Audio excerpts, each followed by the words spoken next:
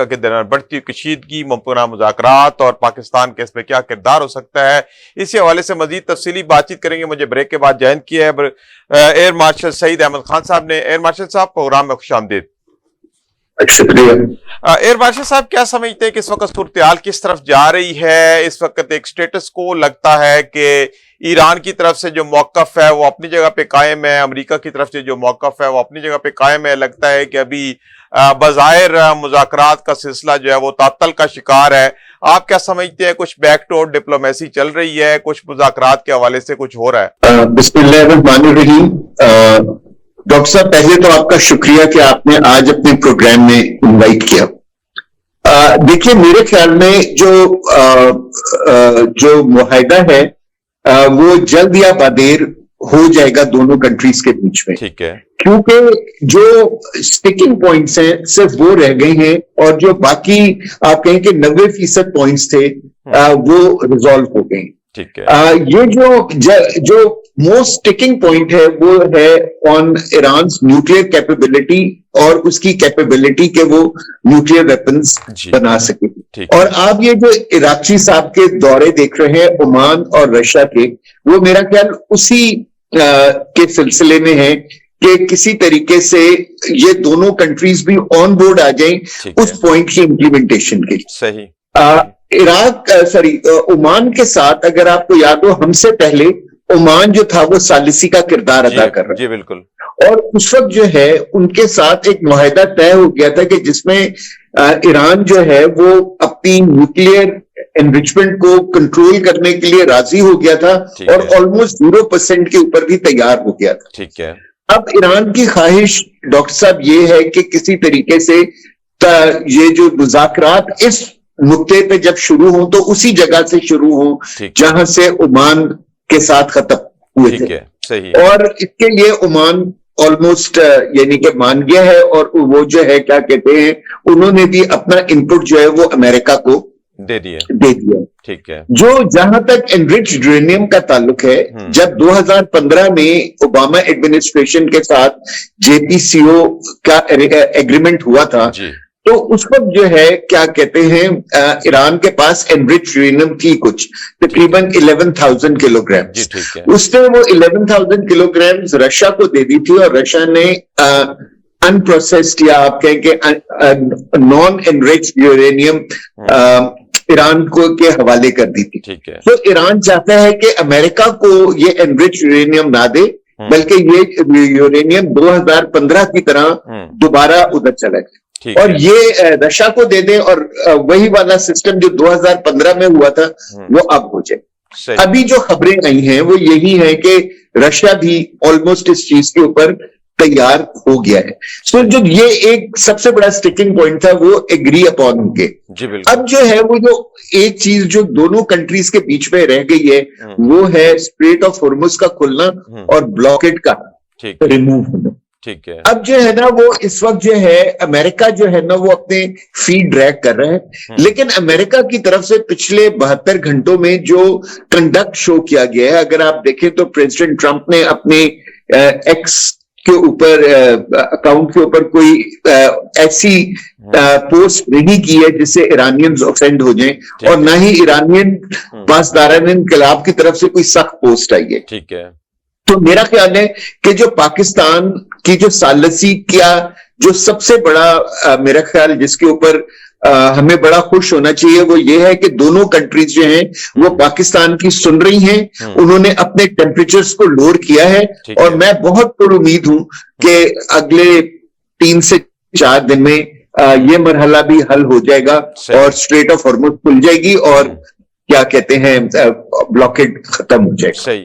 अच्छा, आपने nuclear assets के बारे में तो एक फार्मूला बता दिया, तो ये कोई फार्मूला भी सामने आया है कि स्टेट ऑफ हॉर्मुज कब खुलेगी, और फिर नेवल ब्लॉकेड जो अमेरिका की तरफ से है इस हवाले से भी कोई फार्मूला सामने आया है कि ये किस तरीके से कौन पहले अपने जो ब्लॉकेज है वो खोलेगा, क्या सूरत हाल?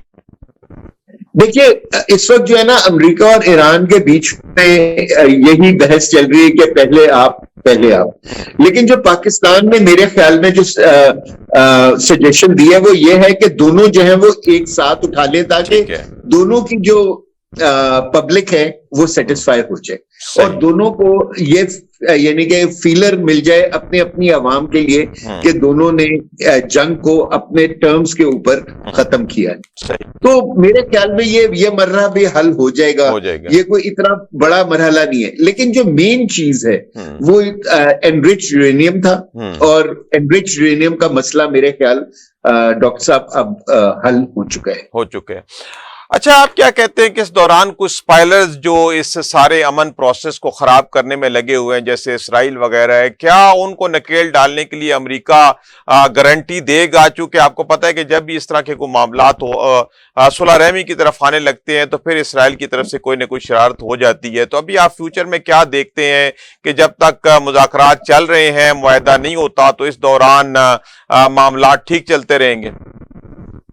देखिए, इस जो मुआहदा है ना उसमें टाइम लगेगा, क्योंकि देखिए जब बड़े लीडर्स के बीच में बात होती है तो वो बड़ी जेनेरिक टर्म्स में होती है, लेकिन जब मुआहदा तहरीर किया जाता है तो उस वक्त सारे एक्सपर्ट्स बैठते हैं और एक एक चीज, एक एक लफ्ज, एक एक फुल स्टॉप और कॉमे को बड़े गौर से देखा जाता है और इसमें टाइम लगता है। ठीक है। मेरे ख्याल में इस वक्त ये डिसाइड यानी कि जो हुआ है और होगा वो यही है कि जो है ना सीज फायर को कंटिन्यू किया जाए, ये ब्लॉकेड और हॉर्मुज को ब्लॉकेड खत्म कर दिया जाए, हॉर्मुज खोल दी जाए और ये नेगोशिएशंस चलती रही। और इंशाल्लाह यानी कि अगर पाकिस्तान की सालसी रही और जिस तरह पाकिस्तान इन दोनों को लेके चल रहा है, आप देखेंगे कि ये मुआहदा भी जल्द या बादेर हो जाएगा। सही। आपके नाजरीन के लिए ये समझना जरूरी है कि जब 2015 में भी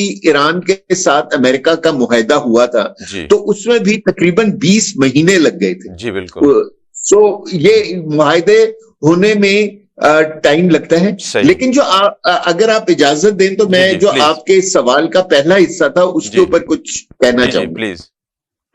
और वो था जो आपने स्पॉयलर्स की बात की। जी ठीक है। जो इसमें कोई शक नहीं है कि एक्चुअली इस जंग में दो पार्ट वो नहीं है, एलिमेंट्स नहीं है या दो कंट्रीज नहीं है, तीन कंट्रीज हैं और जो तीसरी कंट्री है ना वो एक्चुअली स्पॉइलर है। ये जंग तो एक्चुअली इजराइल और ईरान की थी, जिसको इजराइल ने बड़ी खूबसूरती से अमेरिका और इजराइल की जंग बना दी और अमेरिका ने अपने जज्बात में या अपनी उसको जो है क्या कहते हैं उन्होंने ओन अप कर लिया इस जंग को। बिल्कुल ठीक है। अब जो है ना अगर हम पिछले एक साल में देखें तो डॉक्टर साहब इजराइल ने 3 मरतबा जो पीस डील्स हैं उनको स्कटल किया है। जी। सो अभी तक क्योंकि पाकिस्तान इसकी सालसी कर रहा है और पाकिस्तान का इजराइल को पता है कि जो है ना पाकिस्तान एक बहुत स्ट्रॉन्ग मिलिट्री कंट्री है और अगर हमने इजराइल ने पाकिस्तान के अंदर कुछ करने की कोशिश की तो पाकिस्तान के अंदर कैपेबिलिटी है सही कि जो है कि क्या कहते हैं कि हम उसका बदला भी ले सकते हैं और उनको रोक भी सकते हैं। जी।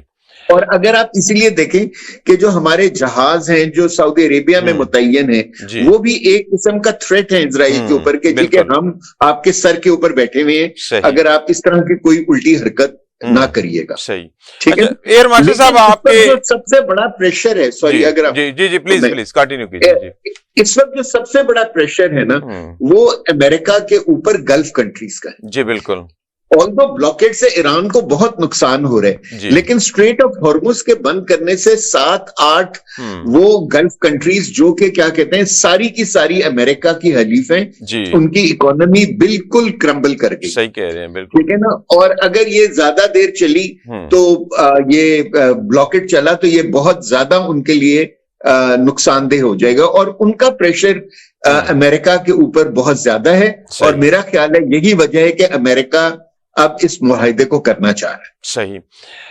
अच्छा एयर मार्शल साहब, पहले भी ईरानी मुतमिन नहीं थे और अब भी मुतमिन नहीं है कि 2015 में भी जैसे आपने खुद बड़े तफसील से बताया कि एक मुआहदा हुआ लेकिन इसके बावजूद भी ईरान के ऊपर हमला कर दिया गया। तो क्या अब ईरानी मुतमिन हो के इस मुआहदे में शामिल होंगे कि दोबारा फिर उनके ऊपर हमला नहीं किया जाएगा? क्योंकि आपको पहले ही पता मुज़ाकरात चल रहे थे, फिर इसके ऊपर हमला किया गया। तो क्या पाकिस्तान की सालसी की वजह से ईरान मुकम्मल तौर पर आपको मुतमिन नजर आता है? नहीं, आपने बहुत अच्छा सवाल पूछा डॉक्टर साहब, और मेरे ख्याल में कि यही ईरान की तरफ से ये स्टिकिंग पॉइंट है कि जी के हमें क्या गारंटी मिल रही है कि हमारे ऊपर तीसरी मरतबा अटैक नहीं होगा, और अगर हम सीज फायर को कंटिन्यू करते हैं तो आप तैयारी करके फिर ज्यादा प्रिपेयर्ड होकर आएंगे। बिल्कुल ठीक है ना। तो इसके लिए जो है ना दो ही ऑप्शंस हैं मेरे ख्याल में। एक तो ये है कि चीन और रशिया बीच में गारंटर्स बनकर आए और जो भी पीस डील हो उसको यूनाइटेड नेशंस का एक कवर दिया जाए। वो कि इजराइल जो है वो यूनाइटेड नेशंस की किसी उसको रूलिंग को नहीं मानता, लेकिन एटलीस्ट एक कॉन्स्टिट्यूशनल या लीगल कवर इस मुआहदे को मिल जाएगा। जो दूसरा तरीका है ना वो प्रेगमेटिक तरीका है, और वो ये है कि मुस्लिम कंट्रीज जो हैं, खासतौर पे जो गल्फ कंट्रीज हैं, वो अब एक नया डिफेंस एग्रीमेंट इस इलाके में करें अपने लिए। सही, ठीक है ना, ताकि इजराइल इस जंग में शामिल हुआ था, या उसने ये जंग शुरू की थी अपने स्ट्रेटेजिक प्लान जो उसका है कि जी के उसने एक ग्रेटर इजराइल बनाना है। और उस ग्रेटर इजराइल का मतलब ये है कि ये सारी गल्फ कंट्रीज जो है ना, इनकी बाउंड्रीज फिर रीडिफाइन होंगी इजराइल की तरफ से। तो अगर आपने इजराइल को रोकना है तो आपको गल्फ के अंदर एक स्ट्रॉन्ग डिफेंस एग्रीमेंट करना होगा आपस में, और उन कंट्रीज के साथ जो क्या कहते हैं आपके हलीफ हैं, जैसे कि मिस्र आ जाए, तुर्किया आ जाए, पाकिस्तान आ जाए, और वो इजराइल को थ्रेटन करेंगे अगर आपने आगे किसी मुस्लिम कंट्री के ऊपर अननेसेसरीली अटैक किया अपने बॉर्डर्स को बढ़ाने के लिए, तो फिर हम बिल्कुल नेटो की तरह आपको ट्रीट करेंगे। जब और वो दुनिया में कहते हैं डॉक्टर साहब ना कि पावर टॉक्स टू पावर, जी, इसमें कोई शक नहीं, सही कह रहे हैं। तो जब तक आप उनके सामने अपनी टांगों पर बहैसियत उम्मा नहीं खड़े होंगे इजराइल के सामने, वो हमेशा आपके ऊपर इसी तरह का जुल्म करता रहेगा। सही। अच्छा एयर मार्शल साहब, उम्मा का जो एक कॉन्सेप्ट था बड़ा मादूम होता जा रहा था, लेकिन आस्ता आस्ता थोड़ी सी कोई रमक इसके अंदर दोबारा दिखाई दे रही है। जिस तरह के कॉन्सेप्ट की आप बात कर रहे हैं कि इस्लामिक डिफेंस एग्रीमेंट हो जाए, गो के ये वक्त की अहम तरीन जरूरत है, इसके बगैर हम सब का सर्वाइवल मुमकिन नहीं है। तो आप क्या समझते हैं कि आलमी ताकतें ऐसे होने देंगी, मशरक की आलमी ताकतें, मगरब की आलमी ताकतें क्या इस तरह के किसी कॉन्सेप्ट को प्रीवेल करने देंगी? डॉक्टर साहब देखिए, ये उनके इंटरेस्ट में तो नहीं है कि इस तरह हो। वो ये चाहेंगे कि ये जो सारी कंट्रीज हैं पहले की तरह उन्हीं के डिफेंस अम्ब्रेला के नीचे। ठीक है, ये तो उनकी ख्वाहिश है। लेकिन देखिए इस जंग ने ना कुछ चीजों को मेरा ख्याल है कि गल्फ और मिडिल ईस्टर्न कंट्रीज को बिल्कुल क्लियर कर दिया है इस जंग ने। वो ये है कि अगर वो बेशक ट्रिलियंस ऑफ डॉलर्स के वेपन्स ले लें वेस्ट से, सही, खासतौर पे अमेरिका से, और अमेरिकन कैंप में भी चले जाएं, लेकिन अमेरिका उनको फुल प्रूफ सिक्योरिटी कवर नहीं दे सकता। तो खैर साबित हो गया कि कुछ ना कर सका। सही कह रहे हैं, ठीक है ना, वो नहीं कर सकता। दूसरा ये है कि अगर उनका मुखालिफ इजराइल होगा तो इस वक्त जो sole super power of the world है जो अमेरिका है, वो हमेशा इजराइल के साथ खड़ा होगा और गल्फ कंट्रीज के साथ नहीं खड़ा होगा। तो मेरा ख्याल है कि जो पिछले 30-35 साल से मुसलमानों के बीच में दो चीजों की बुनियाद के ऊपर डिफरेंसेस पैदा किए गए थे। ठीक है, एक डिफरेंसेस पैदा किए गए थे सेक्टेरियन बेसिस पे और दूसरे एथनिक बेसिस पे, शिया सुन्नी बुनियाद पे या अरबी अजमी बुनियाद पे। तो अब जो है ना, अगर इन लोगों में अकल होगी, और जो कि मैं समझता हूं कि है, ठीक है ना, उनको अब ये एहसास होगा कि अगर हमने इस इलाके में रहना है जो कि मिडिल ईस्ट और गल्फ है, और क्या कहते हैं, हमने तिजारत करनी है अपनी ऑयल और गैस की, और हमने इसको उसी तरह से एक टूरिस्ट हब बनाना है जैसे कि 28 फरवरी से पहले था, तो हमें एक दूसरे के साथ मिलजुल के रहना है। और उसका मतलब ये है कि ये जो मिडिल ईस्ट के अंदर जो सेक्टेरियन और एथनिक डिवाइड है, इसको कवर अप करना है। सही। और मेरे ख्याल में अब इस वक्त के जो लीडर्स हैं उनको ये एहसास हो गया है, और मैं देख रहा हूं कि जैसे ही ये मुआहिदा होगा एक नया मिडिल ईस्ट जन्म लेगा। सही। और वो मिडिल ईस्ट जो है ना, वो कुछ पुराने मिडिल ईस्ट से बहुत बेहतर होगा। सही है। अच्छा एयर मार्शल साहब, आप क्या समझते हैं कि इस तरह का कोई आइडिया अगर फ्लोट करता है इस्लामिक डिफेंस एग्रीमेंट और फिर मुश्तरका मंडियां, जैसे एक कॉन्सेप्ट बहुत अरसा रहा, लेकिन बाद में फिर आस्ता आस्ता जो है वो बैक पे चला गया, तो फिर इसको कौन लीड कर सकता है? क्या पाकिस्तान के कायदाना जो किरदार है वो सामने आ सकता है? जदीद इस्लामी ममालिक का जो कोई एक ब्लॉक का कॉन्सेप्ट है, उसमें पाकिस्तान का, तुर्की का क्या किरदार हो सकता है? देखिए, मेरे ख्याल में हर कोई जो है ना, वो इस ब्लॉक का एक बहुत, जिसको कहते हैं ना, एक अच्छा मेंबर बन सकता है। ठीक है, ठीक है ना। अगर हम डिफेंस की बात करें तो मुस्लिम वर्ल्ड में पाकिस्तान, तुर्की, मिस्र, ये बड़े स्ट्रॉन्ग कंट्रीज हैं। जी बिल्कुल। ये आपको डिफेंस प्रोवाइड कर सकती हैं। ठीक है। पैसे की बात है तो सऊदी अरेबिया है, तुर्कमेनिस्तान है, अजरबैजान है, ठीक है ना, इंडोनेशिया है, मलेशिया है। ह्यूमन रिसोर्स की बात करें तो मेरे ख्याल दुनिया, मुस्लिम कंट्री कोई ऐसी नहीं है जहां से आपको अच्छा आला वो नहीं मिल सकता ह्यूमन रिसोर्स। सही कह रहे हैं। तो हम, अल्लाह ताला ने मुस्लिम वर्ल्ड को हर चीज से नवाजा है, सिर्फ एक लीडरशिप चाहिए। मैं तो कहता हूं कि जी के पाकिस्तान को बेशक इस लीडरशिप गेम में नहीं पड़ना चाहिए। Saudi Arabia should take over the metal. देखिए जी, अभी भी वो ओआईसी को वही लीड कर रहे हैं ना, तो उनको आगे बढ़ना चाहिए। उनको चाहिए कि मुसलमानों को इकट्ठा करें। और एक, मैं ये नहीं कह रहा कि आप एक एग्रेसिव डिफेंस पैक करें, मैं कह रहा हूं कि आप एक पैसिव डिफेंस पैक करें। पैसिव का मतलब ये है कि अगर किसी ने हम पे अटैक किया, किसी भी कंट्री के ऊपर, मुसलमान कंट्री के ऊपर, तो हम नेटो की तरह मिल के उसका जवाब दें। सही सही। अगर आप इजराइल को काउंटर करना चाहते हैं तो इससे बेहतर और कोई तरीका और कोई ऑप्शन नहीं हो सकती। बिल्कुल ठीक कह रहे हैं। अच्छा यार मार्शल साहब, आप क्या समझते हैं कि मौजूदा जंग के बाद ताकत का तवाज़न किस तरह तब्दील हुआ है, और खासतौर पे मशरिक वस्ता में जो अमेरिका की एक बड़ी अहम पोजीशन थी फौजी लिहाज से और सियासी लिहाज से, क्या उसमें कमी वाक़ई हुई है, और उसके मुकाबले में क्या चाइना और दीगर ममालिक की जो एक सियासी असर रसूख है, फौजी असर रसूख है, वो कदरे बेहतर हुआ है?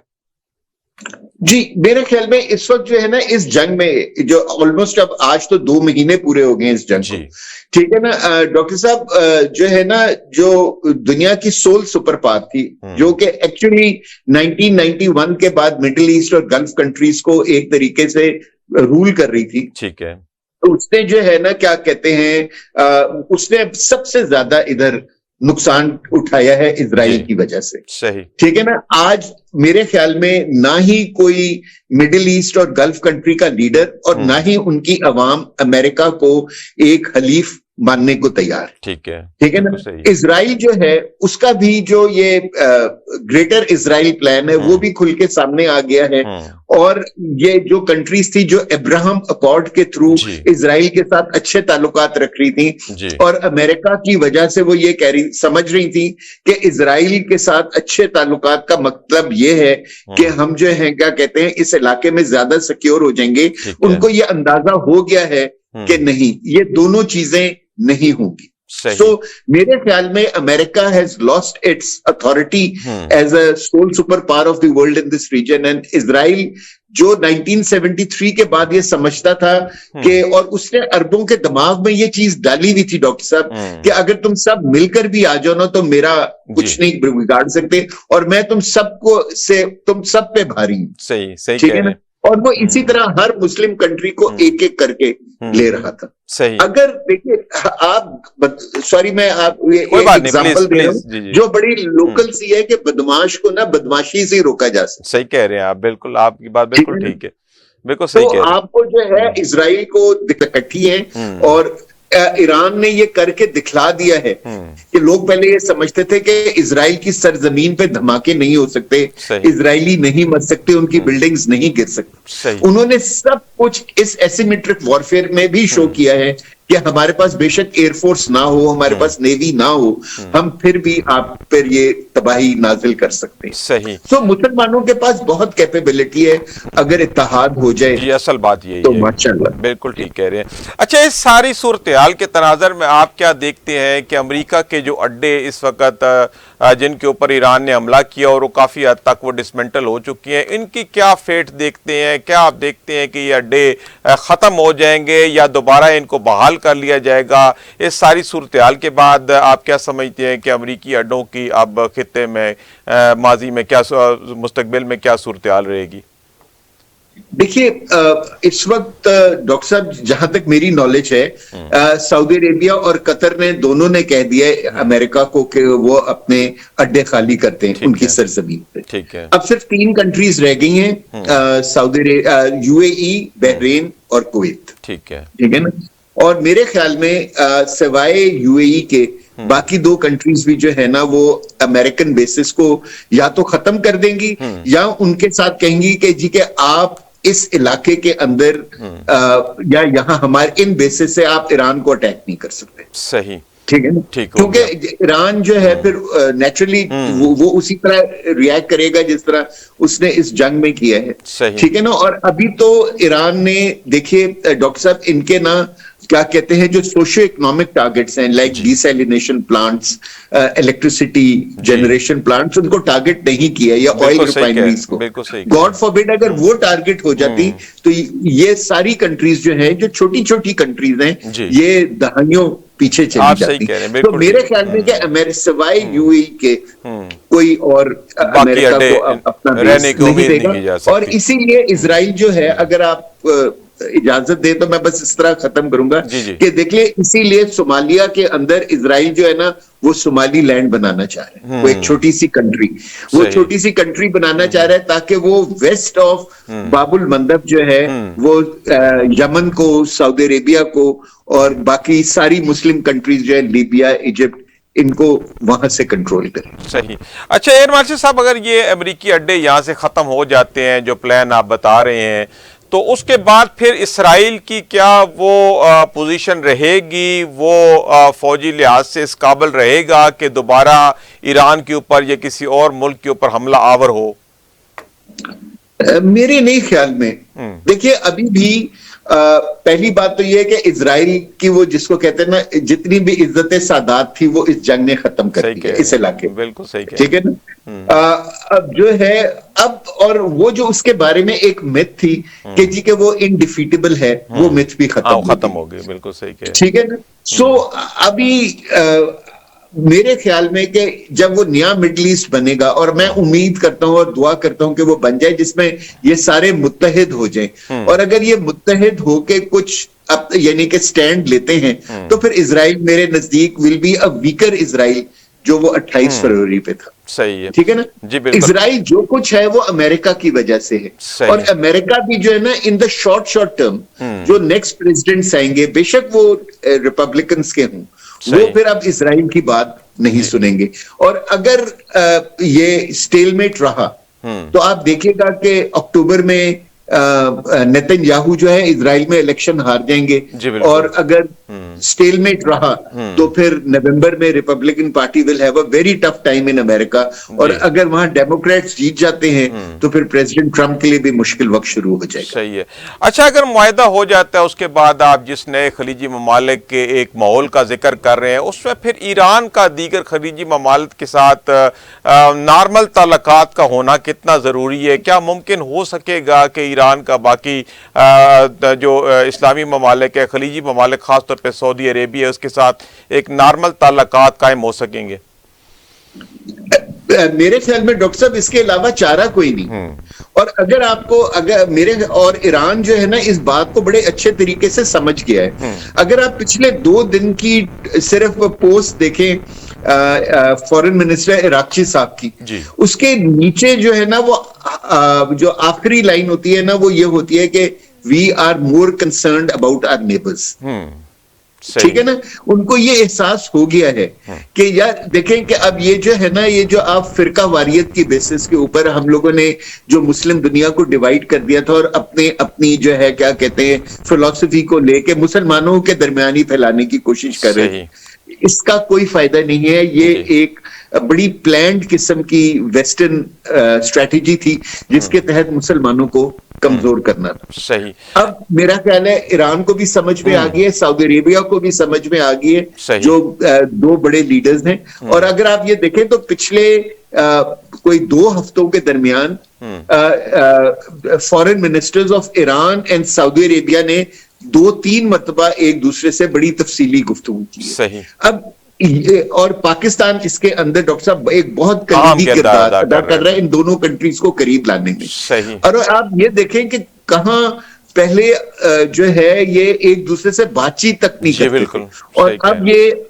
वीकली एक दूसरे से बातचीत, तभी तो दुश्मनों को एक मौका मिला हुआ था ना जी। ये जरूरत भी है और इसी में फायदा भी। सही।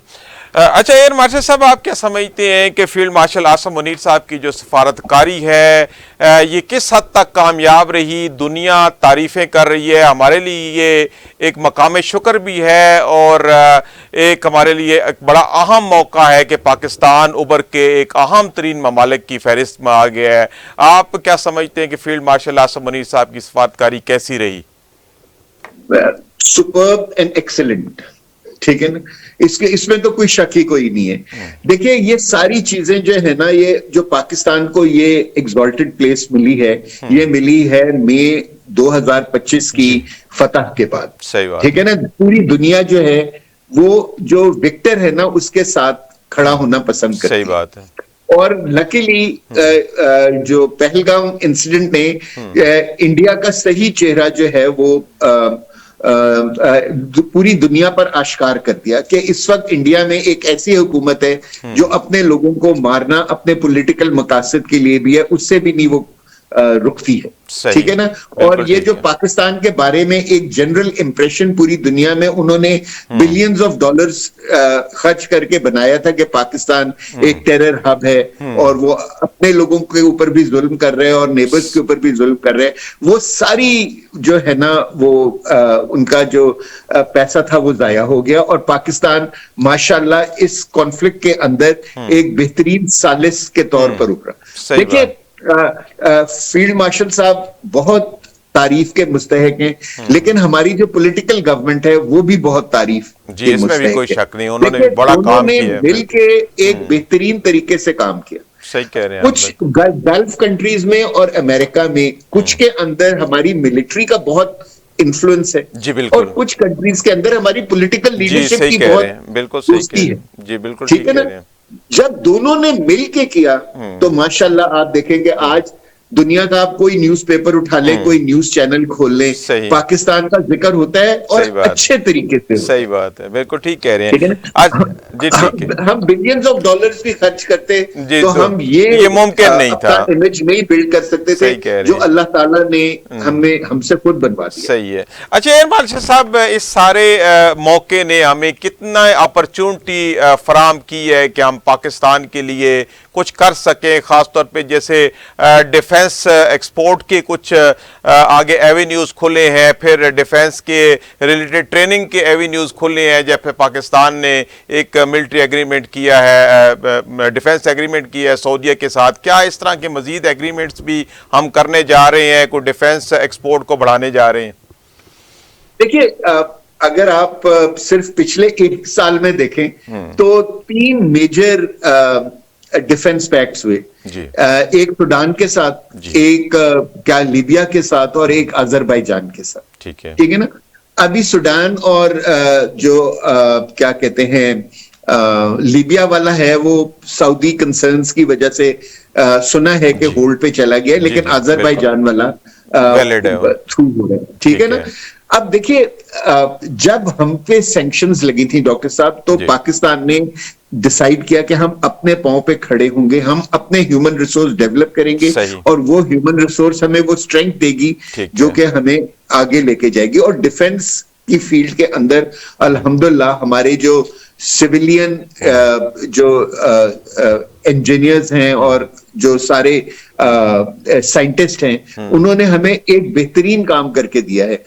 आप देखें कि आज भी हमने फतह 2 का जो है ना टेस्ट फायर किया उसको, और देखिए कि कितना जबरदस्त ये है। तो अगर हम ये सारी कैपेबिलिटी जो है अगर कोई कंट्री हमसे लेना चाहती है तो क्यों नहीं देंगे हम। सही। ठीक है।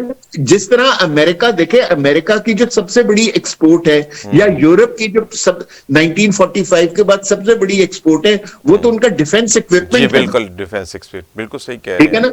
तो अगर हम उसके मुकाबले का डिफेंस इक्विपमेंट बना सकते हैं और उसको 1/3 प्राइस के ऊपर दे सकते हैं तो हम क्यों ना दें और पूरी दुनिया हमारी तरफ क्यों ना आए। सही बात। ठीक है ना। मई 2025 के बाद तो हमने ये दिखलाया ना कि जो इक्विपमेंट हमने बनाया था या हमने चाइना के साथ मिलकर बनाया था वो वेस्टर्न इक्विपमेंट से बेहतर है। सही कह अगर आपको उसको एम्प्लॉय करना आता है। So defence is one. लेकिन मेरे ख्याल में दो चीजें अल्लाह यानी कि हमें उसके ऊपर बहुत ज्यादा काम करने की जरूरत है। सही। एक है हमारे अपनी इमेज जो है दुनिया के अंदर। देखिए, क्योंकि जब हमारा इमेज अच्छा होगा तो दुनिया की कंट्रीज हैं हमारी ह्यूमन रिसोर्स को अपने पास बुलाने में खुशी महसूस करें। ठीक कह रहे हैं। तो हमें भी जो है ना अब इस इलाके के अंदर पीस की तरफ काम करना चाहिए और हमें चाहिए कि हम ज्यादा से ज्यादा मौके पैदा करें अपने ह्यूमन रिसोर्स को बाहर भेजने के। सही सही, ठीक है, बिल्कुल ठीक। और इस पर हम ह्यूमन रिसोर्स हम यानी कि लेबर क्लास ना भेजे, बल्कि हम अपनी skill level experts, engineers, scientist उनको भेजने की कोशिश करें। और जो दूसरी चीज है ना वो ये है कि हमें IMF और ये जो हम मकरूज हैं कुछ कंट्रीज के, हमें इस चुंगल से निकलना है। और उसका हल सिर्फ ये है कि हम अपनी इकोनॉमी को बेहतर करें और अपने पांव पे खड़े। सही है, ठीक है ना। ये दो मेरे ख्याल पाकिस्तान के लिए मेजर ऑब्जेक्टिव्स होने चाहिए अगले 5 से 10 साल के लिए। सही। अच्छा, इस सारे सफारतकारी के काम में पाकिस्तान को किस तरह के चैलेंजेस का भी सामना हो सकता है? जैसे कि हम बैक वक्त ईरान के साथ भी कनेक्टेड है, हम अमेरिका के साथ भी कनेक्टेड है, बैक वक्त हम रशिया, चाइना के साथ भी कनेक्टेड है, तो कितना केयरफुली हमें चलना चाहिए ताकि फ्यूचर में हमें कोई मसला ना हो? मेरे ख्याल में हम जिस डगर पे चल रहे हैं डॉक्टर साहब, हम बहुत सही चल रहे हैं। मैं अपने जो हमारा फॉरेन ऑफिस है, जो हमारी मिनिस्ट्री ऑफ फॉरेन अफेयर्स है, और इस वक्त जो हमारी पॉलिटिकल और मिलिट्री लीडरशिप है, आई थिंक इन लोगों की जितनी तारीफ की जाए कम है। ठीक है, देखिए ईरान और अमेरिका ने 47 ईयर से एक दूसरे से बातचीत नहीं कर रहे। बिल्कुल ठीक है ना।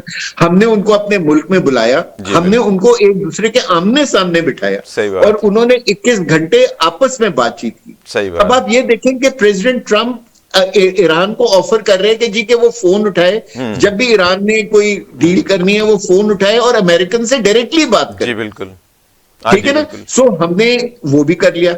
हमने ईरान और सऊदी अरेबिया को भी करीब हम ले आए कि कहां पहले ये एक दूसरे से बातचीत नहीं करते थे, एक दूसरे के खून के प्यासे थे। लेकिन पाकिस्तान की सालिसी या पाकिस्तान की दोस्ती में इन दोनों ने आपस में बातचीत शुरू की और उनको रियलाइज हुआ कि यार हमारे तो कोई इख्तलाफात है ही नहीं, ये तो इख्तलाफात हमारे दरमियान पैदा किए गए। जी बिल्कुल सही बात है। ठीक है ना। तो पाकिस्तान जो है ना माशाल्लाह बहुत अच्छी तरह चल रहा है और मैं कहता हूँ इसी तरह चलते रहना चाहिए, हमें किसी साइड पे नहीं जाना चाहिए। सही, ठीक है ना। अच्छा, अमेरिका से भी अच्छे ताल्लुकात रखने हैं, हमने जो इमर्जिंग पावर्स हैं चाइना और रशिया, उनके साथ भी अच्छे ताल्लुकात रखने, हमने मुस्लिम दुनिया के साथ भी अच्छे ताल्लुकात रखने। जी बिल्कुल सही कह रहे हैं। अगर हम आगे कभी किसी की जंग को रोक सकते हैं तो हम जरूर रोकें, लेकिन किसी की जंग का हमें हिस्सा कभी नहीं बनना चाहिए और हमें सिर्फ अपनी इकोनॉमी और अपने लोगों के बारे में यानी कि प्रायोरिटी हमारी। बिल्कुल सही कह रहे हैं। अच्छा, एयर मार्शल साहब, मार्का हक को भी 1 साल होने को है। मार्का हक में एयरफोर्स ने भी बड़ा एक अहम किरदार अदा किया, तो आप हमारी एयरफोर्स जो आगे फ्यूचर के चैलेंजेस है उसको समझते हुए अपने आप को अपडेट कर रही है, और आप क्या समझते हैं कि हमारी एयरफोर्स आने वाली दुश्मन की तरफ से किसी किस्म की भी जो जारियत है उसका मुकाबला करने के लिए हर वक्त तैयार है? मुझे इसके बारे में कोई शक ही नहीं है। ठीक है ना। हमारी एयरफोर्स माशाल्लाह इस वक्त दुनिया की मैं कहता हूं बेहतरीन एयरफोर्स। सही। ठीक है। और पाकिस्तान एयरफोर्स ने ये पोजीशन आज हासिल नहीं की, उसने 78 इयर्स इस पोजीशन को हासिल करने के लिए मेहनत की है। इस वक्त माशाल्लाह हमारी बड़ी अच्छी लीडरशिप है जो कि क्या कहते हैं बहुत अच्छे डिसीजंस ले रही है और बहुत अच्छी तरह से एयरफोर्स को आगे लेके जा रही है। सही। लेकिन एयरफोर्स ने ये जो अभी परफॉर्मेंस दी है, इसी तरह की परफॉर्मेंस एयरफोर्स ने 2019 में दी थी, इसी तरह की परफॉर्मेंस 2005 में दी थी, इसी तरह की परफॉर्मेंस 1971 में और 65 में दी थी। सही। तो जब भी एयरफोर्स को कॉल किया गया मुल्क की दिफा के लिए, पाकिस्तान एयरफोर्स ने हमेशा पाकिस्तान का अलम जो है या झंडा है उसको बुलंद किया है। सही। और मुझे कोई शक नहीं है कि अगर कल मौका आया तो पाकिस्तान एयरफोर्स इसी तरह बिहेव करेगी, और इससे ज्यादा जो हमने मई 2025 में इंडिया को सबक सिखाया था, इससे ज्यादा जो है ना सख्त सबक सिखाई। जी इंशाल्लाह इंशाल्लाह। मुझे पता है पाकिस्तान एयरफोर्स ने अभी तक अपनी 20% कैपेबिलिटी भी उन 4 दिनों में जाहिर नहीं की। सही, ठीक है ना। और जो सबसे बड़ी मेरे नजदीक इंडिया की फॉल्ट थी डॉक्टर साहब, वो ये थी कि वो हम एक्सपेक्ट कर रहे थे कि हम उस तरह जंग लड़ेंगे जिस तरह हमने 2019 में या 1971 में या पूरी दुनिया में एयर फोर्सेस एक दूसरे के खिलाफ लड़ती हैं। लेकिन हमारी एयरफोर्स के ये जो प्रेजेंट कमांडर्स हैं उन्होंने बिल्कुल जंग को एक नए अंदाज से, एरियल बैटल को एक नए अंदाज से। जी बिल्कुल, आपकी बात बिल्कुल ठीक है कि मौजूदा एयरफोर्स की क्यादत ने बहुत जबरदस्त अपनी कारकर्दगी दिखाई है। इसी के साथ नाज़रीन प्रोग्राम का वक्त अपने इख्तिताम को पहुंचता है। मैं अपने मेहमान एयर मार्शल सईद अहमद खान साहब का बेहद मशकूर हूं जिन्होंने वक्त निकाला और प्रोग्राम में शामिल हुए। नाज़रीन अपने मेजबान सईद अलवी को इजाजत दीजिए। अल्लाह हाफ़िज़।